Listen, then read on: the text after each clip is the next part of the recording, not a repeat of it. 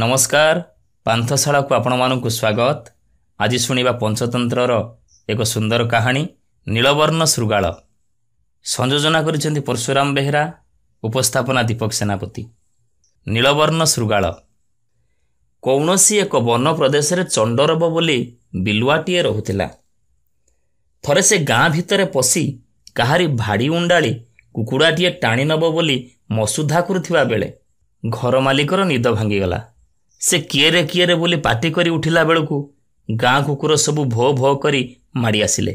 कुकुर माने चंडरब बिलुआ को देखी भो भो करी गोड़ेला बेलू चंडरब प्राणमूर्छा धाइला। एमिजी धाई धाई से गोटे धोबा घर पाखरे पहुंची गला। सेठी धोबा घर सफा लुगा सबुकू रंग करिबा पाई व्यवहृत होउथिबा नील रंगर नंदियाटीए थिला। प्राण विकल रे धाउथिबा चंडरब सेई बाट देई गला बेले दुर्भाग्य को से नील पात्र रे पड़ीगला। कुकुर माने चलीगला पर चंडरब जेतेबेले नील हांडी भितरु बाहरी घर को जीवाकू बाहरिला देखिला तार देह संपूर्ण नील रंग हो जाइछि। एबे से आउ निज घर को न जाई सीधा धाइला बणकू। सेठी पहुंची से गोटे उच्च पत्थर उपरे ठिया हेई भाबुथाए, जा हो आज कुकुरंक मुहरु मो जीवनटा बंची गला। चंडरब को प्रथमे देखिला बाघटीए। से विचित्र जंतु को देखी आश्चर्य होइकी पचारला, तुमे किए? बिलुआ चटापट उत्तर देला, मु जणे देवपुरुष, मते भगवान एठाकू पठेइचंती।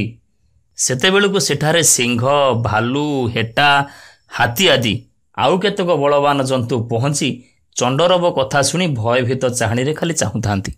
ए कथा देखी चंडरब बिलुआ घोषणा कला, हे बनराइजरे बास करुथिबा समस्त जीवजंतुगण, मु भगवानଙ୍କ ठाରୁ आदेश पाई एई बनराइजर राजा हेबा पई एठाकू आसी अछि। राजा भावरे भगवान मोर नाम देइचंती कुकुद्रुम। यह शुणी बाघ, सिंह, हाथी समस्त बलवान जंतु माने मध्य चंडरब आगरे मुंड नुआई ठिया हेले आउ समर्थन भी कले। महाराज कुकुद्रुमंकर प्रथम आदेश हेला, हे मोर प्रिय महामंत्री सिंह, तुमे प्रथमे एई नीच जीव बिलुआ गुड़ी को मो राज्य विताड़ित कर, मते बिलुआ सुख लगे नहीं। संगे संगे आदेश पालित हेला।